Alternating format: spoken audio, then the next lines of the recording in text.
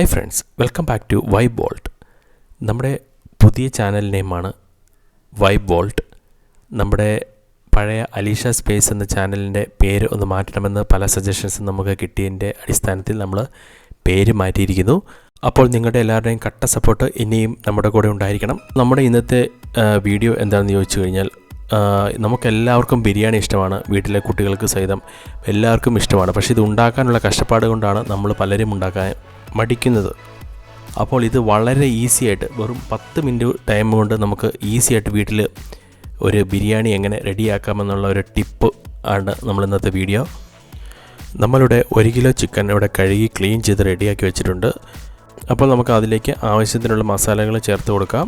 ആദ്യമേ 2 spoon Kashmiri chilli powder, അത് കഴിഞ്ഞ് 2 സ്പൂൺ മല്ലിപ്പൊടി, അത് കഴിഞ്ഞ് 1/2 സ്പൂൺ മഞ്ഞൾപ്പൊടി,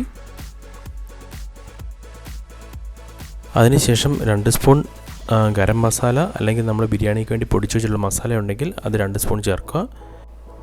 അതിനുശേഷം 2 സ്പൂൺ ഉപ്പ് ചേർത്ത് കൊടുക്കണം.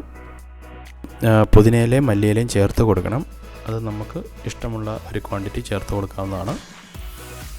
അത് കഴിഞ്ഞ് നമ്മളൊരു 2 സ്പൂൺ കേർഡ് ചേർത്ത് കൊടുക്കണം. കേർഡ് ചേർത്തതിന് ശേഷം നമ്മൾ 1 സ്പൂൺ നെയ്യും കൂടി ചേർത്ത് നന്നായിട്ട് ഇളക്കണം. ഇതെല്ലാം നന്നായിട്ട് മാരിനേറ്റ് ചെയ്യാൻ വേണ്ടിയാണ് നമ്മളിത് ഇളക്കുന്നത്. നന്നായിട്ടിത് ചിക്കനിൽ പിടിക്കുന്ന പോലെ ഇളക്കണം. അതിനുശേഷം നമ്മൾ ഇഞ്ചിയും വെളുത്തുള്ളിയും ഇട്ടതിന് ശേഷം നമുക്ക് നന്നായിട്ട് ഇളക്കി കൊടുക്കണം. ഇളക്കിയതിന് ശേഷം നമുക്ക് ഇത് മാരിനേറ്റ് ചെയ്യാൻ വെക്കാവുന്നതാണ്.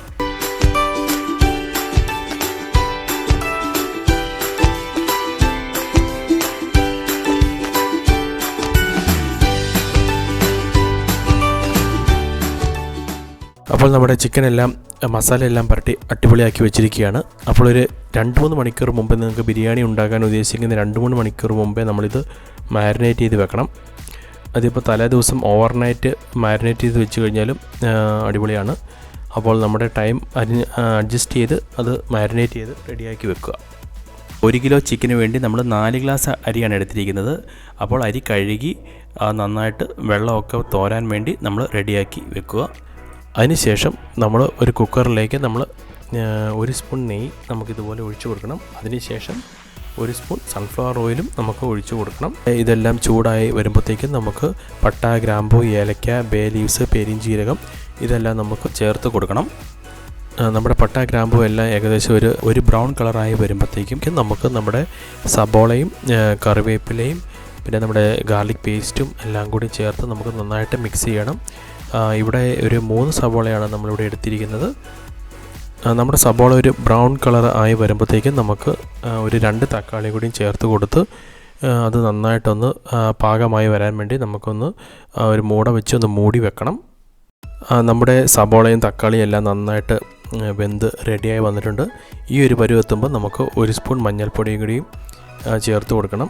പിന്നെ നമുക്ക് 1 സ്പൂൺ ഗരം മസാല, അല്ലെങ്കിൽ നിങ്ങൾ ബിരിയാണിക്ക് വേണ്ടി പൊടിച്ച് വെച്ചിരിക്കുന്ന മസാല ഇങ്ങോട്ട് ചേർത്ത് കൊടുത്ത് നന്നായിട്ട് ഇളക്കി കൊടുക്കണം.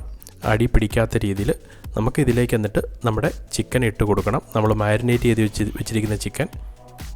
അതിനുശേഷം നമ്മുടെ ചിക്കനും നമ്മുടെ ആ സബോളയൊക്കെ കൂടി പിടിക്കുന്ന രീതിയിൽ നന്നായിട്ട് ഇളക്കി സെറ്റാക്കി എടുക്കണം. അതിനുശേഷം നമ്മൾ ചിക്കൻ ഒരു 10 മിനിറ്റ് നേരത്തേക്ക് നമ്മൾ ജസ്റ്റ് ഒരു മൂട വെച്ച് മൂടി വേകാൻ വേണ്ടി വെക്കണം.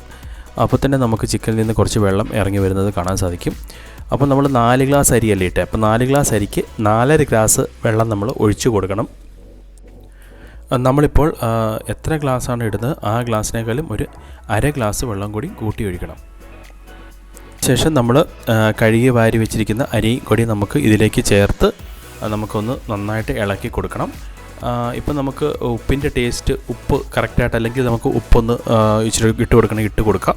ഇതുപോലെ നന്നായിട്ടൊന്ന് ഇളക്കിയതിന് ശേഷം നമുക്ക് കുക്കർ അടച്ച് വെച്ച് 1 വിസിൽ അടുപ്പിക്കണം കേട്ടോ. 1 വിസിൽ മാത്രം അടുപ്പിച്ചാൽ മതിയാവും.